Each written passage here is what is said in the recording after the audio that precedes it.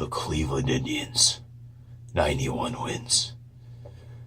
So the Cleveland Indians they've convincingly won the AL Central now in each of the last 3 years, but are they on the downside?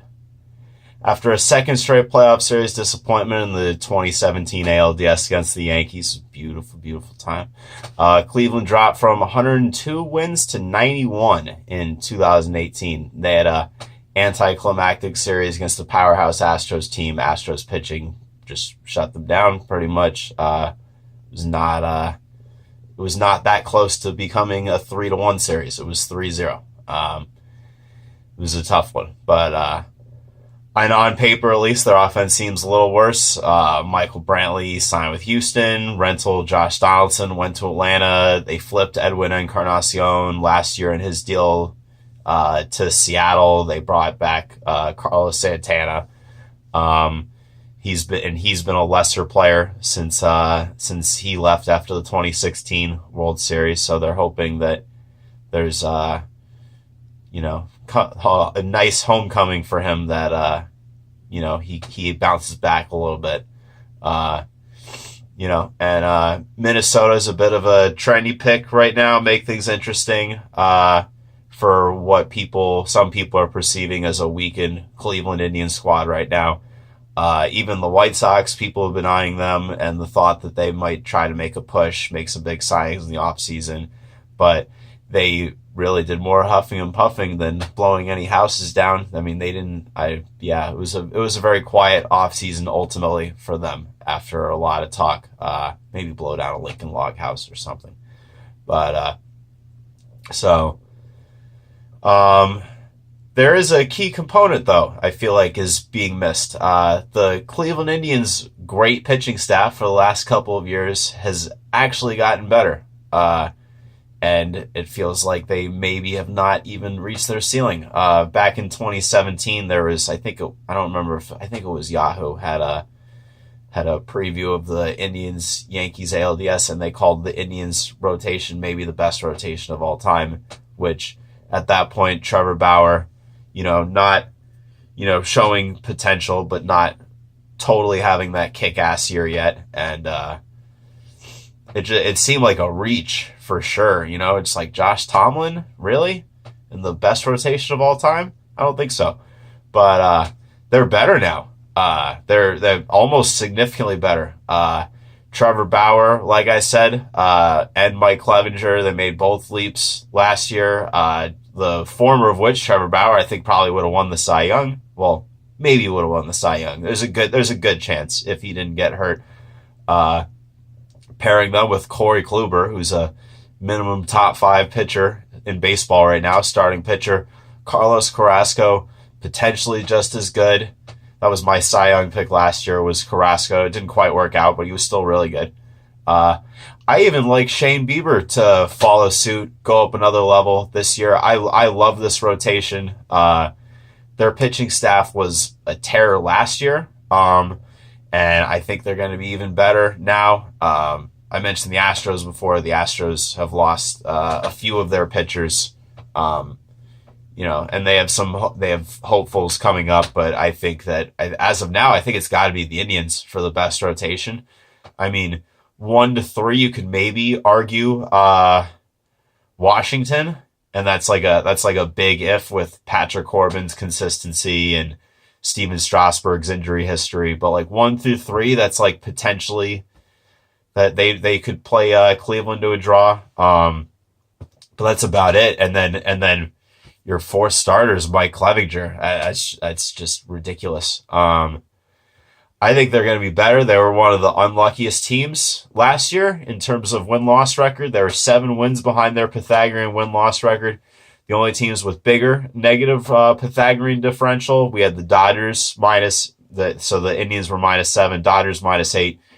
They had a litany of problems in the first half of the season. They settled down, still won their division, got emerging performances, Walker Buehler, Max Muncy. Coincidentally, these teams, they had the best record in 2017, the Dodgers and the Indians, and they both fell to like low 90s. I think there's a good chance that they both kick it back up.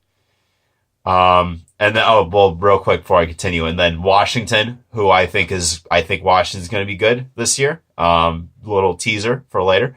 And, the Orioles. The Orioles, were -8. So for all of you jerks that were saying that the Orioles were bad last year, just know that they could have easily won 55 games, and then what? Oh, they still suck? What?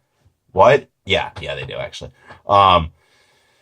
So yeah, back to Cleveland. So a big part of the decline was the bullpen. The bullpen, was a big part of their 2016 and 2017 runs, especially, 2016. They had the 6th worst ERA in baseball last year, 5th worst in FIP, dead last in home run per 9, which I thought was interesting. They're not an elite bullpen anymore, admittedly. So that is the one area of concern. However, they're going to be better than they were last year, unless injury luck, obviously. But Brad Hand, who they traded for at the deadline, I think he's definitely one of the better closers in baseball, maybe a top 10, maybe. But that's a big upgrade over Cody Allen last year. Zach McAllister's gone. A couple of guys still there, not like Neil Ramirez and Dan Otero. Okay, but they're gonna be better for sure. I feel like they're middle of the road, and if they're middle of the road, that's a several win improvement. And then just with the starting pitching, I just think they're. And I'd like to see Danny Salazar. I'd like to see them give him a crack in the bullpen. He's hopefully going to be back mid-season. I don't really see injuries, you never know. Sometimes this stuff works itself out, but I think it would be a good problem to have Danny Salazar coming back with those guys. I'd like to see his arm in that bullpen, and a little bit of a rejuvenation for him. But that guy was really good once upon a time, like 2015, 2016-ish. Excuse me. Oh my God. So that's another potential difference maker. But the bullpen's better. The bullpen's better. So some think the Indians are getting worse. They might be ripe for the taking in a way. I'm going the other way. I think they're going to destroy this division. They have the best, like I said, they have the best pitching in the entire league. They have, in my opinion, 2 of the 5 best everyday players. Francisco Lindor, who is hurt, but he should be back. It sounds like he's only going to miss the minimum 10 days for the injured list. And then my favorite non-Yankees player in the league, Jose Ramirez, got hit by a pitch over the weekend. That was pretty scary. Looks like he's okay. I think the Cleveland Indians are just gonna crush this division, and it's gonna be the way the win totals have been for division leaders in the American League. It's not gonna be 91. They're gonna be up there. It's going to be bad. It's going to be like, if you've ever seen Kill Bill with Uma Thurman when she's going up against the crazy 88s, it's just like these teams in the division that have no hope against the Indians. They're just going to get slashed every night. I don't know what that was. It was supposed to be sword fight, and then it just turned into, I just think the Indians it's going to be a massacre in this division. 91? That's my lock. That is my lock of the year for overs. The Cleveland Indians are going to win more than 91 games. I think they're going to challenge for the best record in all of baseball. People thought that people think that it's time to move them to the side, and it's just Houston, Boston, New York right now. And I think Cleveland makes a return to prominence this year. So don't hate me, Cleveland. Thank you.